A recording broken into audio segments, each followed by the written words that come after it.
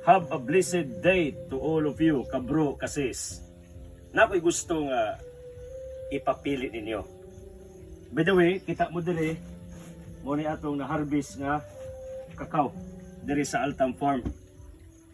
Sinako ni, dito distansya, likod, lasang, mo nang ang ako ra mga trabahante maoy nalingkamot nga mahipos ni siya kaysa mawagtang.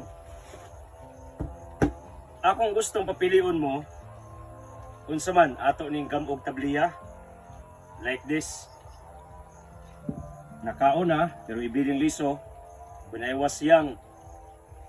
Bisag dili amua kasuway mas daana when our younger times.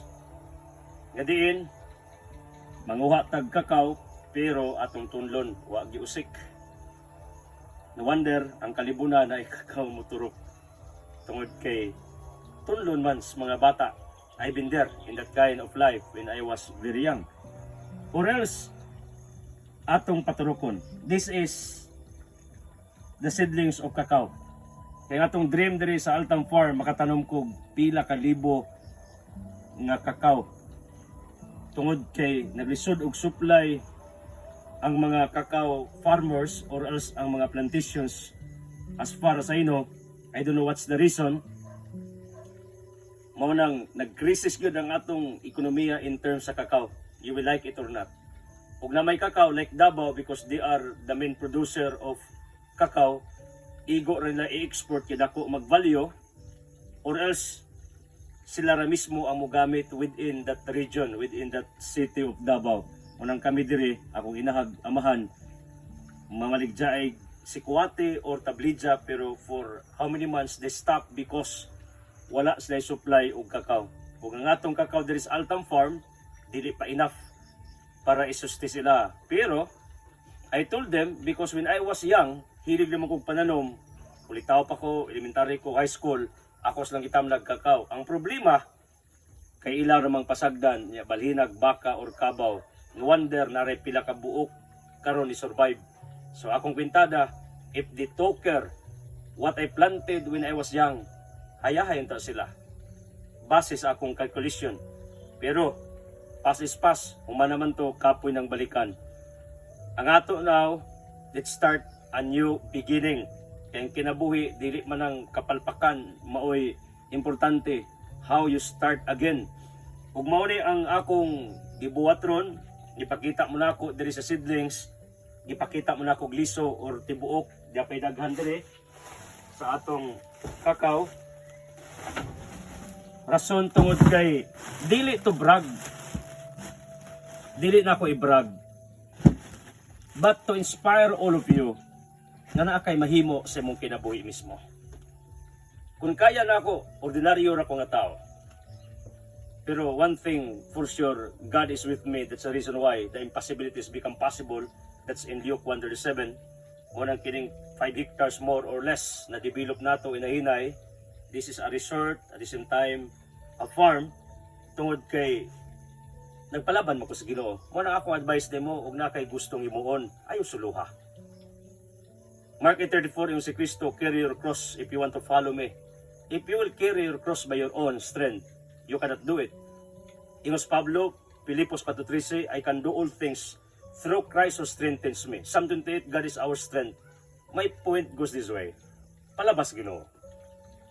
In order, the impossibilities became possible in your personal life. And one thing I would like you to be reminded, for so long it becomes my practice. Makakita kali kong mga barkada, mga kaila, mga followers nako sa TV, radio, newspapers, or in internet. I was not interested sa ilang gikaon nga flesh, unod ba? Pero what I always told them, give me the seeds. Ihatag sa kuha ang maong liso. That's what happens to me because I'm surrounded with great people, politicians, businessmen, mga big leaders in the church or in the society. I never asked them even a single centavo. So far, I did not do that even to my boss of our broadcast industry. But what I ask from them, their minds. because idea produces money.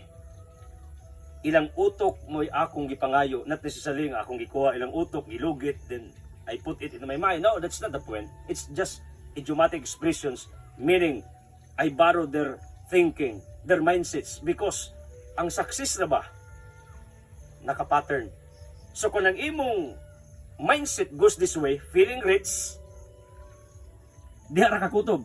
You're pleasing people, but at the back of that, wa ka, jamo ka, pulubi ka. Supposed to be your goal and objective in life is to be rich. Ang imong tinguhaon nga madato ka, mao gini objective nimo. Now, how? That's a big question mark.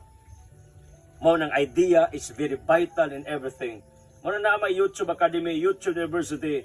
In fact, I add on the opportunity and the privilege to teach the public. Like what I have done.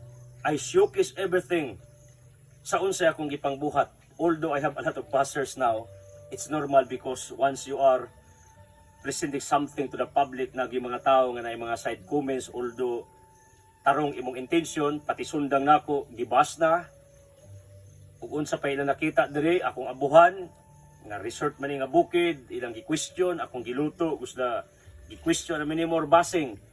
Pero, mo na gingos principle, you are just feeling inferiorities in your life once you are permitting these people to do that in your life. Nasakitan ka, kagitugtan nimo sila to do that in your life. Meaning, makaparalyze nimo ang mga buzzers kung imos ng patulan. Jis ka, sila piso. Never mind them. Ang ako, I continue what I believe. Nga kining ako mga gibuhat, nga gipakita na ako, gisukis ninyo ang akong farming diri. I am very young. In fact, bilong pa ko sa modern generation. Tungod kay, bisag kung saan nyo glalis, even you will comment me, I'm still young. I am 40 years old this year. Mo nang life begins at 40, mo po niya akong na-discover na imbis na 40 ko, nagsugod na nung content making. Nag-vlog ko. Presenting what I have, our pleasure, tungod kay gusto ko. I-remind ka na dako pa kag potential. You have the greatness, you have the capabilities, you have the talents, the assets that God has given to you. When He formed you in the womb of your individual mother, Psalm 139 verse 13, ang Diyos mismo may nag-umol sa taguang ka nato sa tungtastag sa kainahan. May message goes this way. Paningkamo to learn in order ma-flip nimo ang imong kinabuhi, pero ayaw kalimti imong spiritual life. Kay duha man ka, lawas ug kalag, Ecclesiastes 12:9. So my point for presenting this, seedlings maimo or tablijaho na to, for now, because mihit ang kakao, naka-decide ko nga mostly or majority of these fruits that we have, the cacao seeds, ato ning ibinhi. Like this. Tungod kay mihit ang kakao, preparing sa ting-ulan para makapananom tas akong damgo diring pinakalibo. If you want to succeed, practice ni. Delayed gratification is one of the requirements. Suffer now and enjoy later. That is delayed gratification.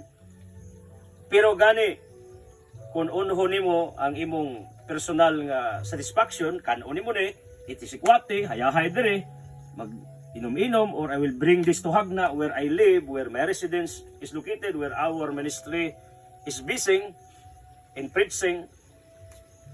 Wala, kasarang agi. Mabutanang na ay gingos Facebook. Ang unggoy pagtagaan ni nagkwarta og saging, di na mo pilis kwarta. Mupili na saging. Kaya wasa kakitas balyo nga ang kwarta, pwede ikapalit og saging. Ang inahuna, direktamente nga ma-satisfy iyang needs, saging. Neglecting the money. And sometimes, ingana rabata, we neglected the best. Manigingon, some people are collecting stones instead of diamonds. Gireject natong pinaka-the best. Gireject na to ang source, atong gipili ang temporary nga happiness or satisfaction sa atong kinabuhi.